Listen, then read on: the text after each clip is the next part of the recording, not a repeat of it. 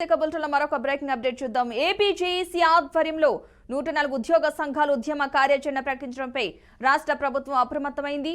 ఇవాళ చర్చలకు రావాలంటూ ఉద్యోగ సంఘాల నేతలను ప్రభుత్వం ఆహ్వానించింది. మధ్యాహ్నం 3:30 సచివాలయానికి రావాలని పిలుపునిచ్చింది. ఉద్యోగ సంఘాల ఉద్యమ కార్యాచరణ నేపథ్యంలో ఉద్యోగుల పెండింగ్ సమస్యలపై చర్చించాలని మంత్రుల బృందం నిర్ణయించింది. ప్రభుత్వం తమకు 6,700 కోట్ల బకాయిలు పడిందని, గత 4 ఏళ్లుగా పెండింగ్ లో ఉన్న సమస్యలను పరిష్కరించాలని ఉద్యోగులు డిమాండ్ చేస్తున్నారు.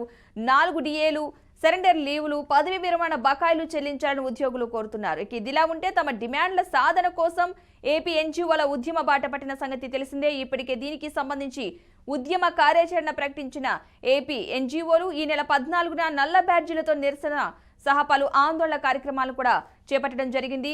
ఈ నేపథ్యంలోనే జగన్ సర్కార్ దిద్దుబాటు చర్యలకు దిగింది. ఇక ఉద్యమ కార్యాచరణ ప్రకటించారు 104 ఉద్యోగ సంఘాలు. దీనికి సంబంధించిన పూర్తి సమాచారాన్ని మా ప్రతినిధి ఏడుకొండలు అందిస్తారు. ఏడుకొండలు.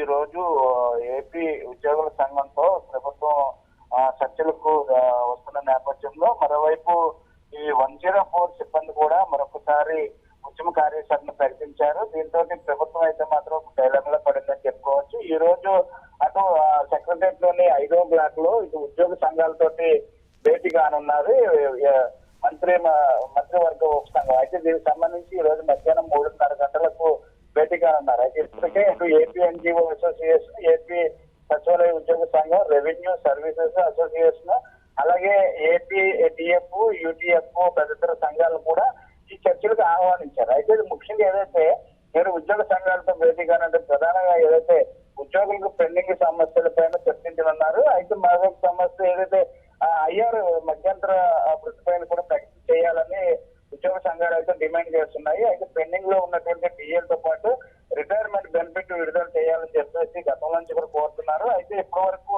6,700 కోట్ల రూపాయల బకాయిలు ఉన్నప్పుడు కూడా తమ సొమ్మును తమకు ఇవ్వడానికి ఎందుకు ప్రభుత్వం ఇంత నిర్లక్ష్యం వ్యవహరిస్తుందంటూ కూడా తీవ్ర స్థాయిలో మండిపడుతున్నారు. అయితే ఇప్పుడు తక్షణ ప్రభుత్వం దిగొచ్చి తమకు ఇవ్వాల్సినటువంటి బకాయిలు ఇవ్వకపోతే ఈ నెల 14 నుంచి కూడా భారీ స్థాయిలో ఈ యొక్క ఉద్యమ కార్యాచరణ చేపడతామని చెప్పారు. అసలు ముందుగా 11వ తారీఖు నుంచి ఉద్యమ కార్యాచరణకు వారు పిలుపునిచ్చారు. కానీ అటు ప్రభుత్వం ఎప్పుడైతే చర్చలు జరుగుతుందో చర్చలు ఈ రోజు జరిగిన తర్వాత ఏం జరుగుతుందని చూసిన తర్వాత అది సఫలమవుతే ఉద్యమ కార్యాచరణ విరమిస్తారు. లేదంటే కనుక ఉద్యమాన్ని ముందే తీసుకెళ్తామని అన్ని సంఘాలతో కలుపుకుని వెళ్తామని, అలాగే తాజాగా ఏపీలో కూడా దేశంలోనే మొట్టమొదటిగా ఇటు మహిళా జేఏసీని కూడా మొన్న ఇక్కడ నిలబెట్టినటువంటి పరిస్థితి. మహిళా జేఏసీ కూడా ఎప్పుడైతే ఫామ్ అయిందో అప్పటి నుంచి కూడా ఇటు ప్రభుత్వానికి మరొకసారి ఖచ్చితంగా ఇది గట్టి దెబ్బని చెప్పుకోవచ్చు. అయితే ఇప్పుడు దిద్దుబాటు చర్యల్లో భాగంగానే ఈ రోజు మంత్రి మండలి ఉపసంఘం అయితే భేటీ కానుంది. సెక్రటరియట్ లో భేటీ అయిన తర్వాత